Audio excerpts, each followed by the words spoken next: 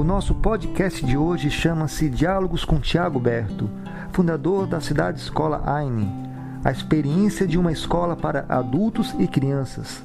Realizado no dia 7 de maio de 2020, durante a Marcha Virtual pela Ciência, e contou com a mediação dos professores Maria Dolores Fortes Alves, do professor Adalberto Duarte e por mim, professor Rafael Belo.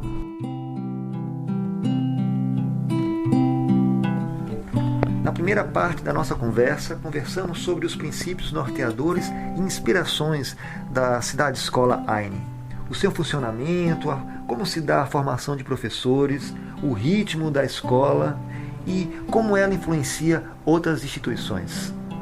Vamos lá!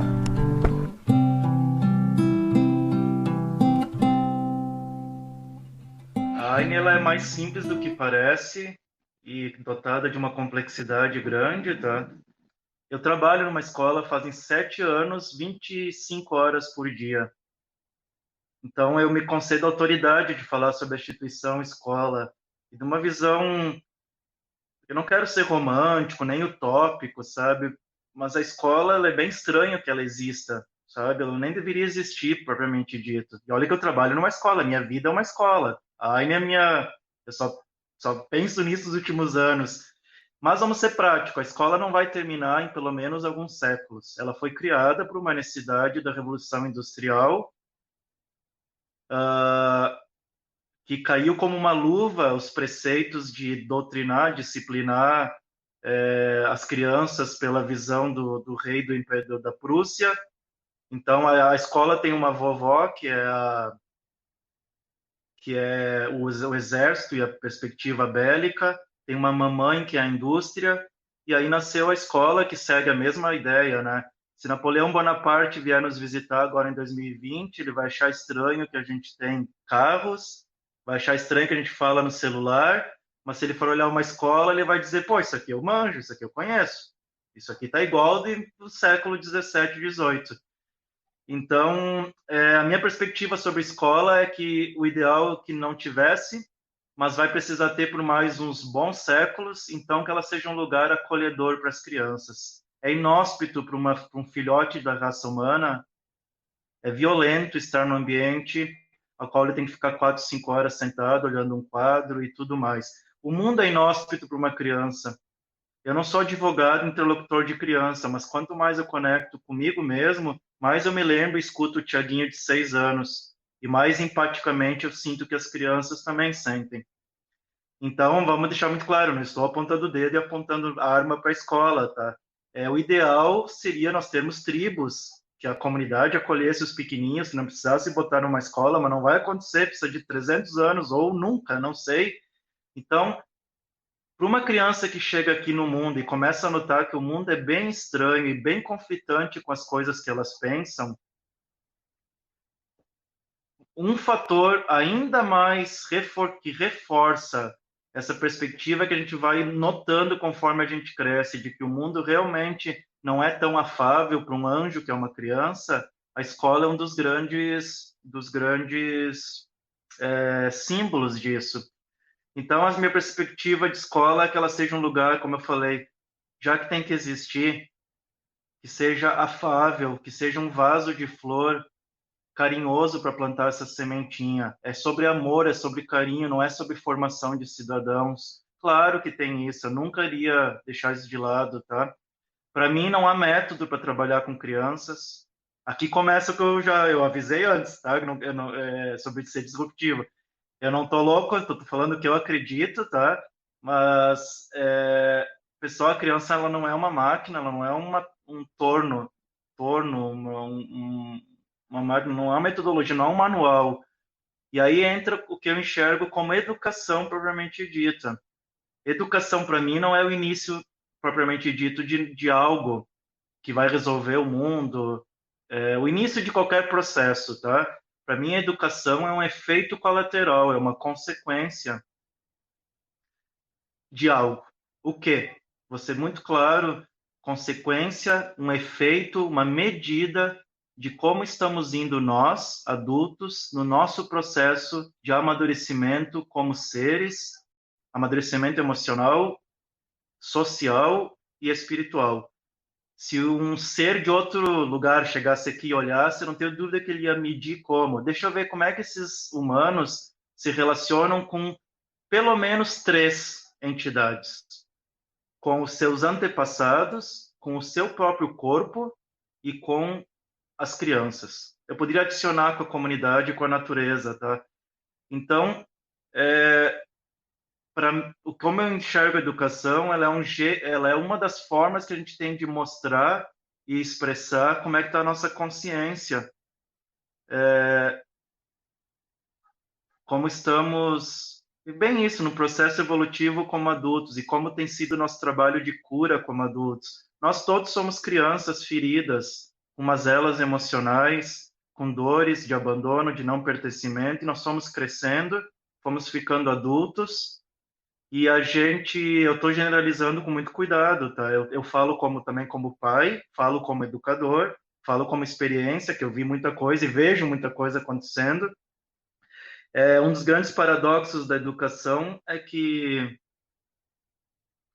eu não vou dizer da educação, da relação de adultos com crianças, de seres humanos adultos com seres humanos filhotes, é que quando a criança está rodeada de adultos vulneráveis, o que é adultos vulneráveis? Que estão abertos, que não estão numa máscara, não estão num personagem, numa insígnia, elas se sentem mais seguras. E o adulto que resolveu olhar para si e olhar para sua essência, para sua alma, para suas dores, tende a expressar uma energia de vulnerabilidade. E para as crianças essa energia é muito cara, muito boa, muito compatível. Então,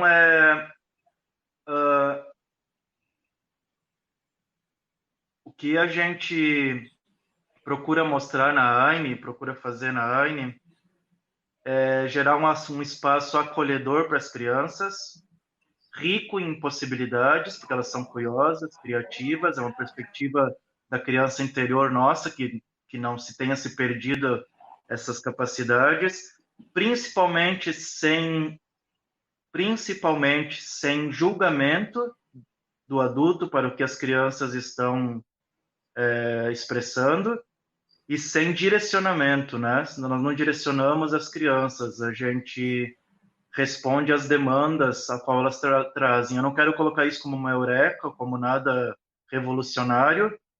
Eu já me sinto muito feliz e muito, muito satisfeito se nos próximos 50 anos, nas próximas 5 décadas, que eu já não sei se eu vou estar aqui, eu já vejo as cidades, as escolas públicas e particulares, acho até particular mais difícil, porque envolve dinheiro, né? Que eu vejo algumas coisas bem simplesinhas, assim, a gente não forçar que as crianças durmam, os pequeninhos, né? Eu posso falar da rede municipal da minha cidade, onde há uma certa obrigatoriedade dos pequenos dormir em determinado horário. Eu sei que os professores conseguem respirar naquele horário.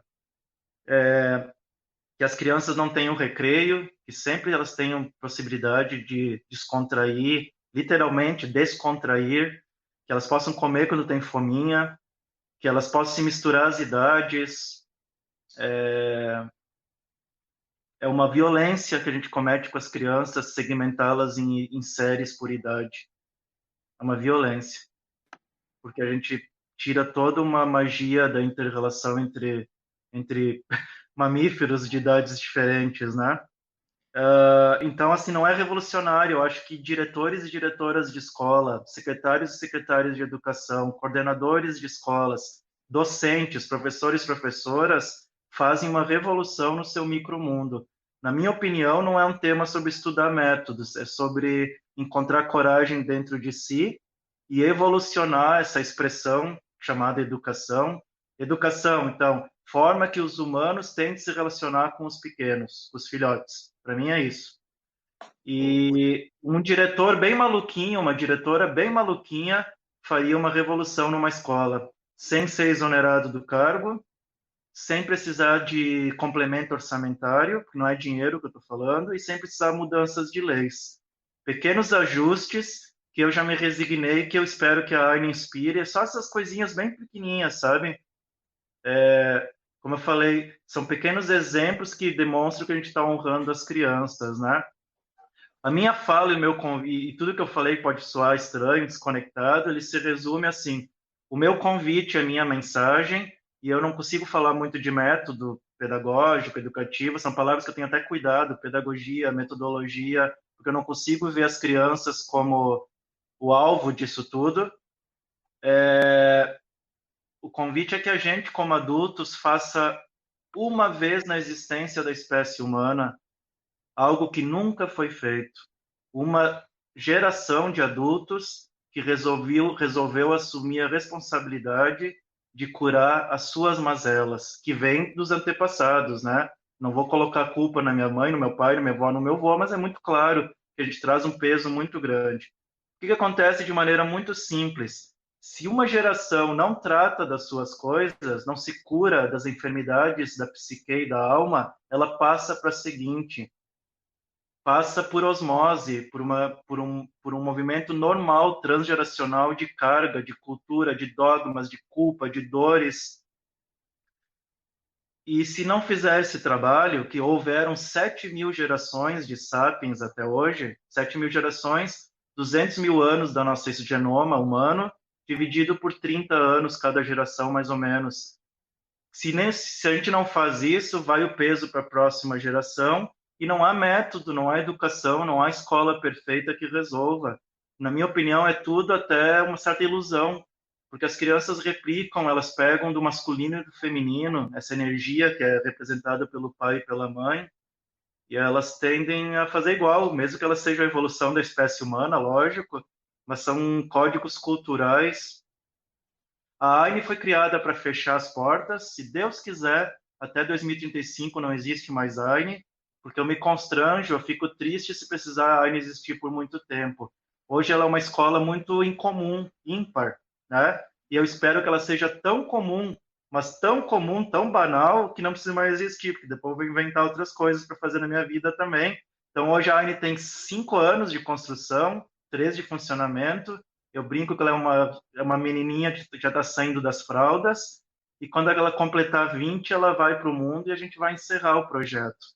O meu objetivo, o meu sonho, a minha intenção é que uma escola de uma favela do Rio, uma escola de um bairro nobre de São Paulo, do Recife, de Maceió, uma escola municipal que acolha crianças de uma comunidade carente, se transforme. Eu não sou partidário nem exatamente de que muitas outras escolas nasçam. Se é para nascer, para inspirar as outras escolas que existem, sim. E entendo que tem famílias que gostam do movimento de homeschooling, cada um faz o que deseja e sente para os seus filhos, né? Mas eu sei que tem 40 milhões de crianças no Brasil que dependem de ir para a escola. Então, não, nem me soa lógico criar Disneylândias e escolas maravilhosas que elas não vão atingir essas 40 milhões de crianças. Me soa, para mim, faz sentido que a gente consiga inspirar os gestores de educação, os próximos que estão se formando, como aqui na universidade com vocês, né? Por isso que eu estou aqui falando que tem um porquê. Eu respondi o convite da Maria Dolores porque me toca num lugar de muita esperança. Essa galera vai, né, os estudantes de vocês são os professores, pelo que eu entendi, vão estar daqui a pouco com crianças. Eu vou fazer um pedido, sejam, por favor, lembre desse meu pedido do dia, que dia é hoje? 7 de maio de 2020. Sejam professores e professoras bem maluquinhos, marquem a vida dessas crianças e deixamos as crianças em paz. Deixa as crianças em paz. Pelo amor de Deus, pessoal, vamos deixar as crianças em paz. É simples, mas é complexo. Do Sir Paul McCartney, Let It Be, deixe ser, deixa ser. Para um adulto conseguir deixar um filho, uma filha, um aluno, uma aluna em paz, ele tem que estar muito comprometido e com o seu tempo muito tomado de olhar para si. Muito, muito, muito. Então, o convite nós deixar em paz é bem importante para finalizar essa minha fala. Não é deixar a criança abandonada, não é deixar fazer o que quer, ela não vai se pendurar no abajur, no lustre, não é bater no coleguinha, não é deixar em paz, é consignar a essa criança a liberdade de ela expressar quem ela é. Liberdade, pessoal, a gente nem tem noção às vezes do que é. Eu sei, é dos meus estudos, do que eu vivo no dia a dia, o ser humano não tem clareza do que é ser livre. Tá? Porque liberdade não tem a ver com estar cerrado a algo. Agora nós estamos experimentando até isso. Liberdade não é você fazer o que quer. Isso deve ter até outros nomes. Talvez rebeldia, anarquismo. Liberdade é você ser quem você é. E para você ser quem você é, sendo nós humanos, sociais, a gente precisa de uma outorga de quem nos rodeia. E se quem nos rodeia, família, professores, não está minimamente no seu centro, a gente não concede essa permissão, principalmente uma criança ser quem ela é. Esse é o deixar em paz, tá? Aí na escola que tem mais regra do Brasil, mais regra que qualquer escola militar, de padre, de freira, tem um monte de regrinha com as crianças. Ainda assim a gente deixa elas em paz. Eu falo assim, eu brinco, porque às vezes cria uma ideia de talvez ser alternativo, e aí as crianças são hippies e elas se penduram nas árvores que nem macaquinho, e a gente deixa que caia mesmo. Não é Então, isso, tá? Tiago, deixa eu aproveitar então esse ponto que você chegou para lhe perguntar sobre como é que vocês lidam com o ritmo da comunidade, né?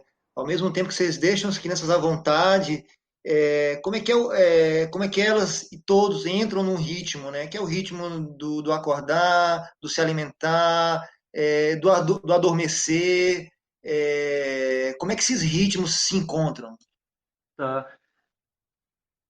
Nós não somos uma comunidade ecológica, não somos talvez passe essa ideia. Então, a gente está numa cidade de 24 mil habitantes. Se vocês olharem as crianças, as nossas imagens, dá a conotação de ser retirado assim da cidade. E às vezes nos perguntam como é que faz para morar na Aine, para comprar uma casinha na Aine. A gente está num bosque, num parque municipal dentro da cidade. A quem conhece, assim, sei lá, o Rio de Janeiro, sei lá, o Jardim Botânico ou Ibirapuera, conservando as proporções, nós estamos dentro da cidade, a 500 metros da Praça Central. Então, nós não somos uma comunidade de pessoas, de hippies. Claro que temos preceitos comunitários que acabam sendo criados entre a equipe da AINE, né, e também as famílias. Mas nós somos, nesse ponto, bem pragmática. A escola, as crianças chegam lá às 8 da manhã, né? Temos algumas exceções de horários por algum ajuste com outras crianças, famílias. E então, essa questão dos ritmos, é só eu que procurei explicar melhor, porque assim, elas vão até a escola com o papai, mamãe, vovô, vovó, quem leve elas, uh, cruzam todo o bosque, é todo um ritualístico que elas têm que caminhar uns 80 metros, um pouquinho menos para cruzar e chegar até o lugar, e a partir daí ela não é direcionada a nada, nenhuma atividade, então não há alguns mitos que nos perguntam muito, tá, mas daí a criança chega, cruza o bracinho, não faz nada toda manhã, poderia acontecer, não é o que a gente tem em 3 anos aqui de experiências. Tem vezes que elas vêm com sono, elas descansam, tem vezes que elas já vêm com fome, elas preparam essa comidinha, né? Não tem recreio na AINE, né? Sempre é recreio e sempre é aula. Quando a gente dá, uma das outras grandes violências é dar 15 minutos para as crianças entre aspas, se divertirem, mas é forte eu falar assim, então não vou falar como violência, é uma questão, essas crianças vão crescerem, jovens, adultas, com uma ideia tão implantada de escassez na sua psique, porque sempre o que era bom era rápido, era 15 minutos, tem que dar cotovelada, tem que passar por cima do outro para poder brincar. Uma das duas coisas que a gente percebeu que tem a ver com essa pergunta do ritmo é que permitindo que a criança coma quando tem fome e deixando sempre recreio, tem duas coisas que acontecem. Bom, elas se conectam filosoficamente, eu diria assim, com a abundância, né? Sempre tem comida. Abundante não é um monte, abundante é sustento real e imediato, né? O abundante é o suficiente, não é o excedente. Então, a gente não faz isso por economia, tá? Mas eu aprendi, percebi isso, vimos essa situação, que quando elas têm comida à disposição, o que acontece? Elas comem pouquinho, porque não precisa comer um monte. O cérebro não precisa armazenar comida, certo? E outra é o recreio, que é uma outra questão rítmica, né? Quando elas sempre têm a opção de brincar, qualquer horário da aula, elas não ficam ansiosas, elas ficam calmas. A gente não quer criar Budas, tá? Não quer criar yogis, mas elas não fazem barulho, não correm, não gritam, porque não precisa. O tempo é delas, a comida está à disposição. São dois exemplos claros de ritmo numa escola, né? Como é que você faz a questão da alimentação, enfim, do recreio, propriamente dito. Eu sei que isso pode parecer bem louco, talvez quem é gestor de escola pode... Meu Deus, tá? Como é que eu vou fazer sem recreio? Bom, temos 50 anos para pensar, mas eu acredito que dá. E tem crianças que nos perguntam, né? Prof, eu tô com sono. Tá bom, e o que você quer fazer? Ah, não sei, porque eu também quero brincar. Tá, mas então você tem que decidir se quer brincar ou quer dormir. Esse é um exemplo que já aconteceu várias vezes, que eles ficam em crise, porque a gente está acostumado que a gente diga, né? Não, então dorme. Quando a gente diz isso, você tolhiu tanto dessa criança, dela olhar para seus próprias questões, ser ou não ser, eis a questão, conflitos. E então, assim, como não há direcionamento, a gente realmente não dá nenhuma direção para a criança nesse sentido, mas a gente responde a todas as demandas que ela traga. Prof, eu não consigo tirar o casaco, me ajuda aqui. Prof, o que está escrito aqui, né? Por exemplo, se elas querem estar numa fase de alfabetização. É bem desgastante ser, por isso que eu tenho muito consideração com os educadores que estão todos os dias lá, porque é bem desafiador ser um educador quando você não chega de manhã para dar aula. Porque tem 1000 aulas que acontecem entre 20 crianças, eu posso fazer um cálculo assim que dá umas 200 aulas por manhã. E é muita demanda, né? Que é um outro mito de que a gente achar que as crianças vão dissimular e vão ficar sem fazer nada. Elas fazem muita coisa, elas perguntam muita coisa, elas não param de criar, de fazer e querem saber e fazer coisas. E está relacionado também ao ritmo, que às vezes elas estão realmente emburradas, tristes, né? Então, aquela criança não está fazendo nada? Não, ela está fazendo tristeza. É super importante fazer tristeza. E mesmo quando ela não está fazendo nada mesmo, na minha opinião, se eu olho, o que ela está fazendo? Ócio, que é bem importante também, super importante que ela faça o ócio um pouquinho. Então, eu brinco que eu vejo as crianças, quando eu vou lá na AINE, agora estamos, né, no isolamento, enfim, nós não estamos com a AINE, né, mas elas me parecem uns bichinhos, no bom sentido. Elas parecem bichinho da natureza, seguindo os ritmos e os fluxos naturais de tudo, estudando, aprendendo, curiosas que só elas. E talvez eu estou me adiantando, que não tem a ver com essa pergunta do ritmo. Mas eu acho que a gente está chegando a um ritmo do nosso diálogo muito legal, muito produtivo. Mas você falou muito das crianças. Só para a gente visualizar, elas têm que idade? Até que idade? De que idade até que idade? De 3 a... Eu acho que nós temos 3 a 60 anos. Uau. A gente olha todos como criança. Quem se matricula é a família e ganha de brinde vaga para quem menos precisa, que é o filho ou a filha. É uma brincadeira, tá? Mas é com carinho e é sério isso. Sim. Nós trabalhamos igual o adulto e a criança, não com a mesma prática, né? Se a prática da criança é o não direcionamento, o não julgamento, os espaços não poluídos, tá? Mas ricos em possibilidades, muita possibilidade. E se nos falta possibilidade, nós temos um bosque. A gente tem 3.000 professores, 3.000 árvores. Cada árvore é um professor, e tem os bichinhos. Eu sei que nem toda escola pode estar ligada na natureza como nós estamos, mas ainda assim acho que não é o ponto central. Então, com papais e mamães já é diferente o trabalho, tá? Aí já entra psicologia, já entra trabalho com o yin e o yang, com o masculino, com o feminino, não é gênero, né? Com a energia. Aí a coisa é um pouquinho mais profunda. Talvez aí entre mais a característica de método, CNV, sociocracia, com os adultos. Então, nós temos hoje 30 famílias que dá mais ou menos 90 crianças, né, entre adultos e pequenos, mas as crianças mesmo, os adultos filhotes, os humanos filhotes, a gente tem 30 de 3 a 14 anos. Nós queremos duplicar para 60, mas é simbólico, tá? A AINE não vai crescer, não vai abrir filiais, não precisa ter 200 crianças. A nossa simbologia é mostrar para os gestores que chegam aqui que o que a gente faz aqui é possível em qualquer escola do Brasil. Eu sei que pode ser desafiador falar assim, mas precisa de coragem para fazer. E eu não estou dizendo que tem que ser amanhã, pode levar muitas décadas para essas pequenas evoluções, né? Crianças de 3 a 14 anos. Aham. E dentro disso que tu está falando, surgiu uma pergunta aqui do público, o professor Júlio, lá do Campus Arapiraca, ele questionou se essa experiência da AINE já influenciou outras escolas lá da cidade, próximas, a mudar um pouco da sua abordagem, da sua forma de lidar com as pessoas, né? Sim, esse é um dos objetivos, a gente, do lugar mais respeituoso, tá, que eu posso falar assim, a gente procura hackear o sistema, né? Sermos pequenos hackers.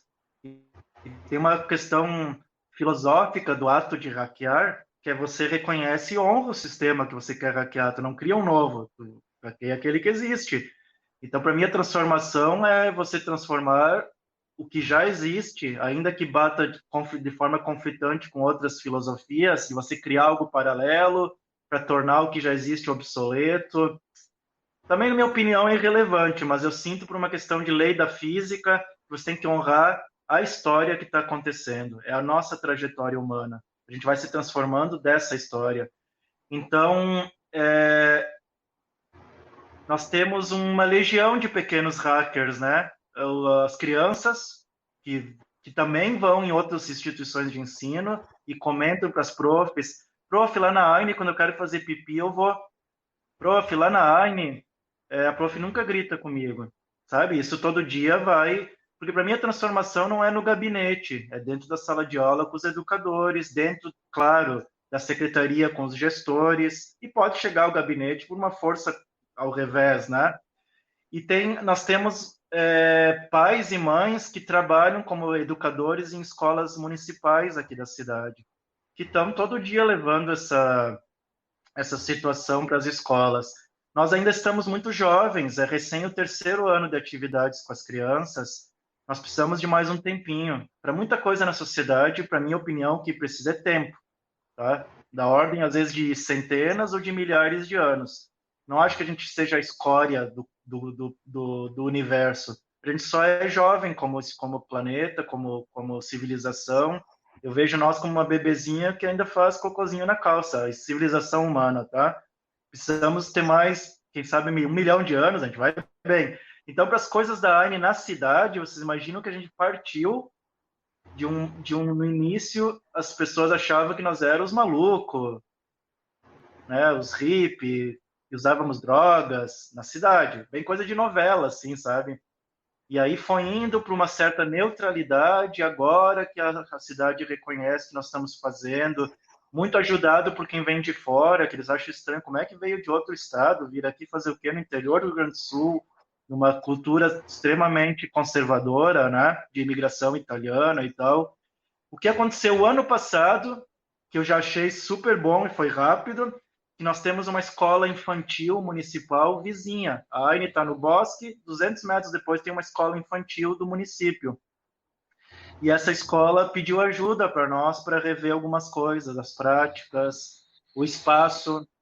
Vou dar um exemplo assim bem prático. Foi depois que a gente fez um apoio lá para eles, porque é assim que eu quero que a AINE seja vista como uma irmãzinha, uma colega, uma entidade apoiadora de todas as escolas, não uma concorrente, não uma instituição que acha que é a última bolacha do pacote, sabe? Nós vamos fechar, a gente só quer deixar a mensagem. Então, um exemplo dessa escola, dentre várias mudanças, mas eu vou trazer um só para ilustrar, é que depois que a gente foi lá para dar um apoio, tipo, foi tirada as televisões, né? A televisão da escola, para que as crianças não tenham essa coisa de ficar olhando lá os desenhos, né? E haveriam outras tantas possibilidades naquele mesmo espaço e tempo de ver a TV, né? Tudo eu falo com muito respeito e cuidado. Eu sei que às vezes também a criança senta olhar a TV, uma educadora está com 50 crianças, meu Deus, graças a Deus que tem uns minutinhos para respirar. Com muito, como eu falei, muita honra e muito respeito de minha parte, porque eu sei que tem muitas realidades no Brasil E se eu falei antes que eu já acharia fantástico que as escolas não obrigassem as crianças a dormir, por outro lado, eu também sei, como eu falei, que é o momento que os professores às vezes conseguem eles ir no banheiro, né? Diga. É que você fala que vocês não têm um método próprio, mas você acaba fazendo um desenho metodológico aí na sua fala, né? Então, você toma filosoficamente algum princípio como um norteador da prática de vocês, e você diz que também não direciona essas crianças, mas e não em alguns momentos, mas quais seriam os momentos em que vocês estariam aí fazendo esse direcionamento direto? E aí tem uma pergunta de uma colega que coloca aí no canal, a Simone de Jesus, e ela vai perguntar como é a formação desses profissionais que trabalham nessa escola, né, no AINE. Como é que essas coisas se desenham? Certo. Nós temos, a gente procura para que não seja tudo e não seja nada. Se não é nada, não é respeituoso. Ah, não temos nenhum método, não é legal. Se é tudo, tem que cuidar porque vira um retalho, né? Talvez a palavra que mais me ressoa é uma integração, é estar aberto a tudo, mas nós temos que ter um pilar central. Assim, nós temos uma grande fonte de inspiração, que é o que se chama uma educação viva e consciente. É uma filosofia, um jeito de sentir a escola. Essa é uma grande inspiração para a Aine. Então, para não ficar sem resposta, é uma das nossas grandes inspirações, a educação viva e consciente. As próprias pessoas que ancoram ela e que criaram não nem querem que seja vista como um método. Eu prefiro dizer que é uma filosofia de vida, que também se expressa na relação com as crianças. Sobre o direcionamento, não, nunca tem direcionamento, mas às vezes pode parecer que estamos direcionando se vocês verem a gente dando limite.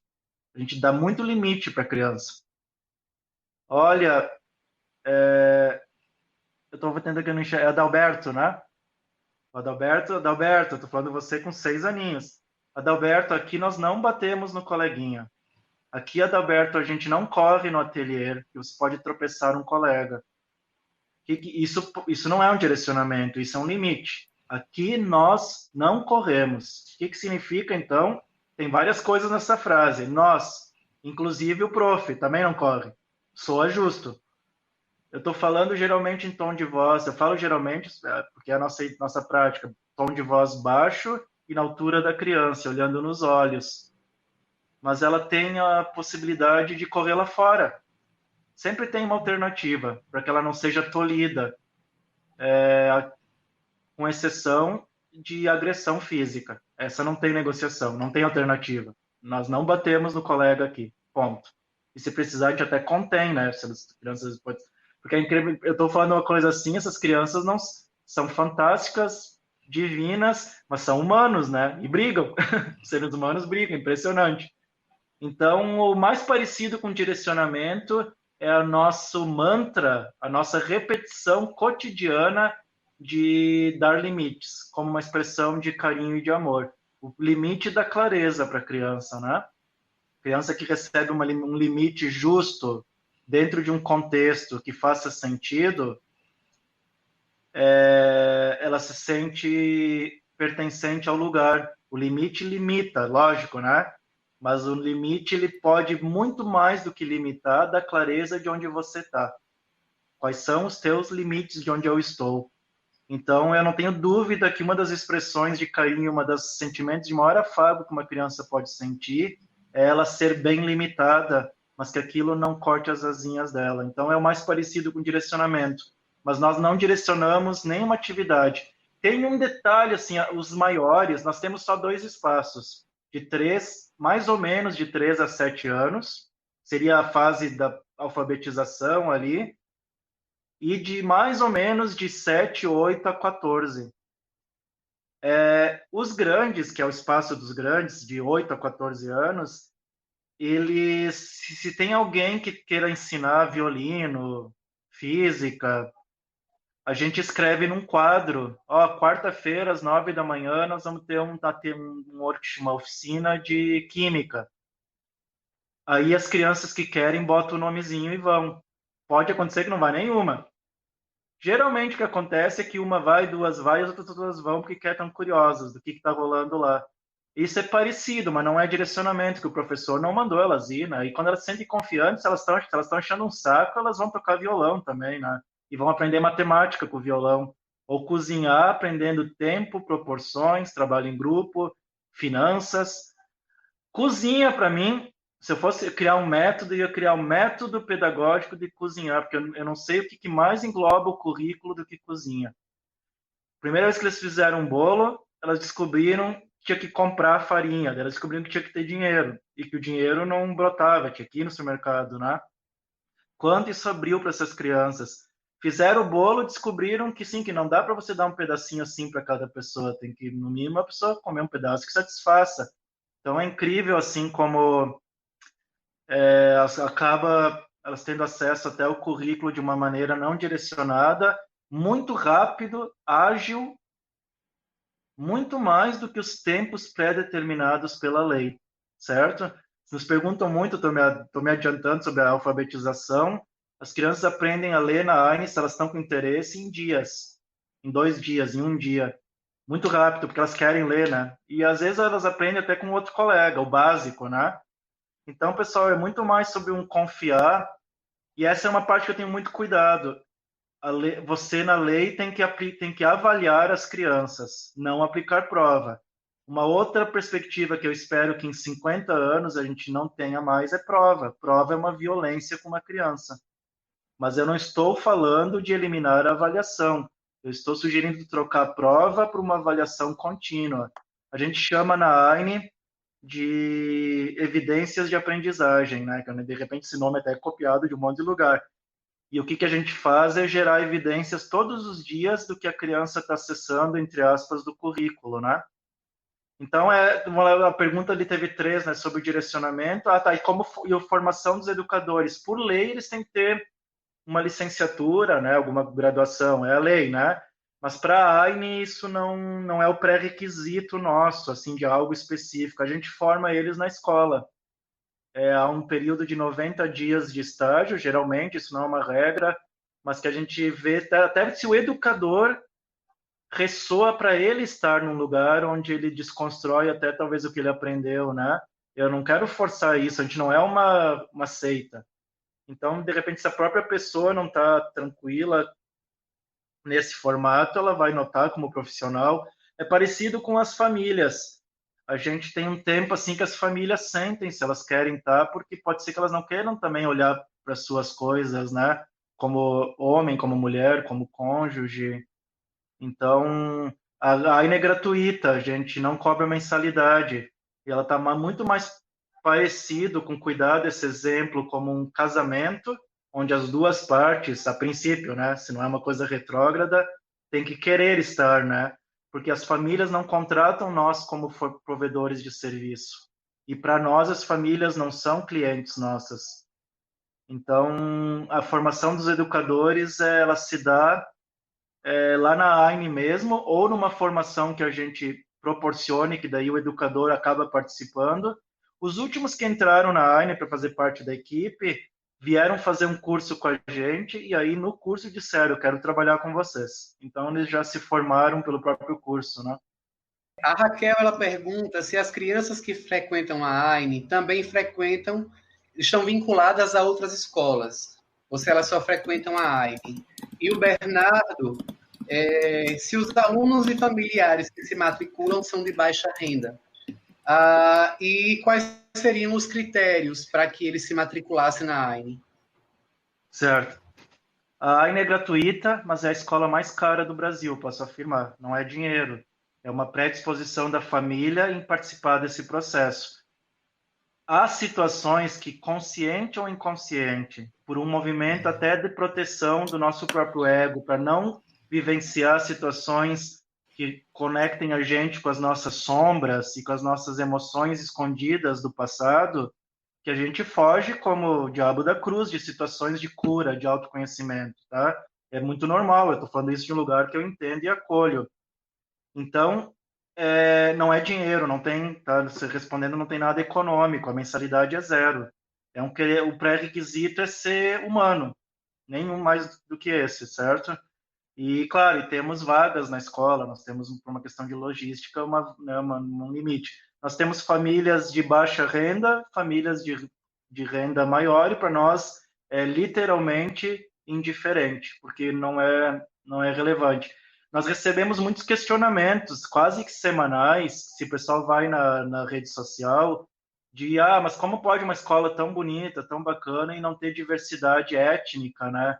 E isso também nos bate num lugarzinho assim que machuca, porque as pessoas não leem o contexto, né? A gente não tem diferenciação quanto a isso. A gente está num lugar onde 90% da população é de imigração, então a gente brinca, bom, a gente não pode, para satisfazer um julgamento externo, a gente ir atrás de alguém de outra raça para poder. Eu espero que sim, eu sei que a ANE está aberta a isso, que a gente não tem diferenciação alguma social e econômica, nenhuma, zero. As crianças vão nas outras instituições porque esse é o próprio objetivo da ANE, que a gente não se feche em nós. Como a gente fez para fazer isso? Tudo que acontece na ANE é legal, é dentro da lei, digamos assim, né, e a gente tem um fator ali dentro na nossa escola, na escola, no dia a dia. Tudo que nós estamos fazendo, uma diretora de qualquer escola do Brasil teria que vir, e ainda que assustada ou não, ou contrariada ou não, ela ter certeza que o que a gente faz na AINE é portável à sua escola, pública ou não, tá? O objetivo da AINE é inspirar as outras escolas, não é em si ser uma escola e criar uma história. Nós recebemos do Bosque por 20 anos, faltam mais 15. Quando terminar, nós vamos acabar com a instituição e devolver o Bosque para a cidade. E eu espero, sim, é uma intenção minha, um sonho, que aquele lugar, construído com dinheiro de doadores, de patrocinadores, de pessoas que vieram fazer curso, que nem a Maria Dolores veio, dinheiro idôneo, e de um jeito muito que a gente gerou sempre uma economia, que esses espaços sejam doados para o município, numa simbologia que a gente doou para a Terra, para o planeta, não para o município de Guaporé só, né? E que vire uma escola infantil pública, esse sim é o nosso objetivo. Então, se o objetivo da área é inspirar as outras escolas, o que a gente pensou aqui? Se a gente for uma outra escola registrada, uma escola tal, num município como Guaporé, as outras escolas vão ver nós muito mais como uma concorrente do que como uma apoiadora. Então, nós somos registrados no Conselho de Educação, na Secretaria de Educação, formalmente como um contraturno escolar, ainda que não é o que a gente entenda como contraturno. Eu poderia dizer que é suficiente as crianças irem apenas na AINE para ter acesso a todo o aprendizado e currículo. Mas os 3 motivos de qual a gente prefere que as crianças e as famílias, ainda que é uma decisão de cada família, estejam vinculadas a outra escola, não é pela aula, pelo currículo em si, porque ela acessa na AINE também. É para que a gente não gere uma informação de competição nas escolas, para que a gente não perca energia e tempo com a burocracia que demanda, porque nós somos uma equipe menor e gastaríamos muita energia para satisfazer temas burocráticos, e principalmente, que é o grande motivo, quando as famílias vêm se inscrever na AINE, se matricular, elas assinam um termo de compromisso e de que elas estão cientes que, pela ótica da lei, nós somos um contraturno. Então, que elas precisam saber disso. E tá ciente, elas assinam. Se a criança não acontece na AINE, tá? Já vou também responder uma coisa que nos perguntam muito, mas deve ser um sofrimento para a criança ir para a AINE e também ir para a escola municipal depois. Ela deve achar muito ruim. Não acontece. O que nós temos visto é que as crianças sentem uma egrégora, como se fosse uma segurança, um acolhimento do pai e da mãe, e ela vai para as duas realidades, e mais do que isso, esse pai, essa mãe, essa criança, nos ajudam a levar essa realidade do que elas vivem na AINE para as escolas da cidade. Dia a dia, em cada feedback, em cada comentário, em cada reunião dessas famílias com os professores e professoras da outra escola, Então, esses são os motivos maiores que a gente quer, deseja, e nos é muito importante que a gente mantenha em conexão com as outras escolas do município. Tá? Essa é mais ou menos o funcionamento da AINE. Ainda, como eu falei, que em termos de aprendizado e de currículo e tudo mais, tudo que elas aprendem tem acesso à AINE, até, eu não estou colocando isso como se fosse melhor, mas às vezes é mais rápido até do que o que é previsto nas seriações, né? Eu esqueci de responder rapidamente, a gente já inspirou outras escolas também de outros lugares, eu nem tenho mais como mensurar isso, já passaram mais de 4.000 educadores aqui na AINE do Brasil todo, levaram tudo isso para as outras escolas, nem que seja pequenas transformações, né? Tiago, nós somos um grupo que trabalha com inclusão, né? A sua escola parece uma escola inclusiva. Mas como é que interagem as crianças com deficiência nesse cenário? Vocês têm esse público aí? Como é que isso acontece? O Guilherme que pondera essa questão, né? Ele que pergunta como é que as crianças com deficiência nesse contexto, como é que elas interagem? Sim, não tivemos ainda. Eu acho que se nós estivéssemos numa capital, uma cidade grande, por estatística já poderia ser mais simples, né? O momento da AINE, hoje, ele ainda é da Gênesis. Nós temos muita coisa que estão avançando muito rápido. A gente tem muita coisa andando em tão pouco tempo, mas nós precisamos de mais tempo. Dentre eles, as poucas famílias, proporcionalmente, nós somos um município de 24 mil habitantes. Não é um universo grande de famílias com crianças com algum tipo de deficiência, não chegaram ainda, mas dentro de nossa parte, pela nossa prática, nós estamos abertos, porque como não há um resultado esperado pela seriação, toda criança é respeitada no seu tempo, no seu ritmo, e eu não tenho dúvida alguma que qualquer caso particular, especial, eu não estou colocando como deficiência, mas vamos lá, Downs, autistas, crianças com aí sim, com alguma cadeirantes, né? Eu não tenho dúvida de que a AIME está, pela sua própria fundamentação de ser, não há qualquer restrição quanto a acolher essas crianças. Eu espero que sim. O que vai acontecer, que já tem data para acontecer referente a isso, é em relação aos Downs, né? Pessoas com Down, que nós começamos a reformar o hotel, onde vai ser um prédio que vai ser o hotel e restaurante da AINE. A AINE, além de ser uma escola, ela é também uma mensagem para a sociedade em economia, em agroecologia. Usar o dinheiro, os excedentes, quem tem muita grana, deixar de armazenar para o seu tataraneto e começar a fazer bem para o mundo agora, que não é caridade, não é assistencialismo, é quase que lógica. Ou diria assim, responsabilidade. As pessoas que têm muita grana, os ricos, milionários, que não são para mim os monstros, para mim são um lugar de esperança e dá para resolver muita coisa. Basta a gente começar a notar que tem bastante, né? Eles podiam resolver um monte de coisa nesse Brasil, nesse mundo. Um monte de coisa. Meu Deus do céu. Então a gente quer passar essa mensagem com o hotel. O hotel vai ser inaugurado provavelmente no segundo semestre. Agora a gente está condicionado ao corona, né? Até foi bom que a gente atrasou um pouquinho, porque se tivesse inaugurado o hotel, nós teríamos um problema enorme. E quem vai trabalhar no hotel vão ser, né, irmãos e irmãs com síndrome de Down, recepção do hotel, housekeeping do hotel. E para nós é igual à escola. Tá? É uma maneira de nós receber esses Downs, daí com mais do que 18 anos, né, adultos Down. E a nossa mensagem não é em si apenas a inclusão ou a inclusão, deixem os Downs em paz, certo? Vamos dizer, a grande maioria, falando dos Downs, nesse caso específico dos Downs, tá? Eu não estou falando de uma criança, de um ser com alguma deficiência muito mais restritiva. Eles podem ter uma vida autônoma, aonde ficará mais explícito a nossa mensagem, nosso exemplo, de que por um amor, por um cuidado, por um zelo das suas famílias e por um receio de que eles não vão conseguir se virar sozinhos quando estiverem sozinhos, né?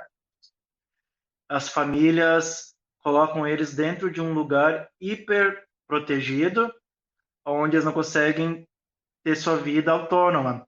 O que a gente quer mostrar com o hotel e com o restaurante, na parte, nesse caso, vamos dizer, inclusivo, é que os Downs podem morar sozinhos, podem ter família, podem vir dirigindo para o trabalho, a maioria deles, tá? A maioria, não é todos, porque há outras situações complementares em relação à característica de cada um.